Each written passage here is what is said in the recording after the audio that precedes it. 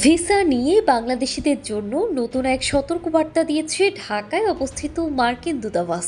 বার্তায় স্পষ্টভাবে জানিয়ে দেওয়া হয়েছে, যুক্তরাষ্ট্রের নাগরিকত্ব পাওয়ার উদ্দেশ্যে দেশটিতে গিয়ে সন্তান জন্ম দেওয়ার জন্য ভিসা ব্যবহার দেশটির শর্তের লঙ্ঘন।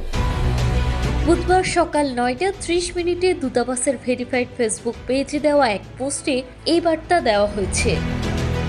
পোস্টে বলা হয়েছে, কোনো ব্যক্তি যদি শুধুমাত্র সন্তান নাগরিকত্ব পাওয়ার উদ্দেশ্যে যুক্তরাষ্ট্রে ভ্রমণ করেন তাহলে তা ভিসার শর্তের পরিপন্থী। এই ধরনের ক্ষেত্রে কনসুলার কর্মকর্তারা যদি মনে করেন ভ্রমণের মূল উদ্দেশ্য সন্তান জন্ম দিয়ে নাগরিকত্ব অর্জন, তাহলে সংশ্লিষ্ট ব্যক্তির ট্যুরিস্ট ভিসা আবেদন প্রত্যাখ্যান করা হবে।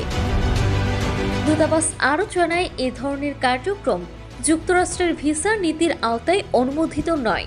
তাই ভিসা আবেদনকারীদের সঠিক উদ্দেশ্য উল্লেখ করে আবেদন করার আহ্বান জানানো হয়েছে। এছাড়া ভুল তথ্য প্রদান বা ভিসার শর্ত ভঙ্গ করলে ভবিষ্যতে যুক্তরাষ্ট্রে ভ্রমণের ক্ষেত্রেও নেতিবাচক প্রভাব পড়তে পারে বলে সতর্ক করেছে দূতাবাস। Desk report, timeline.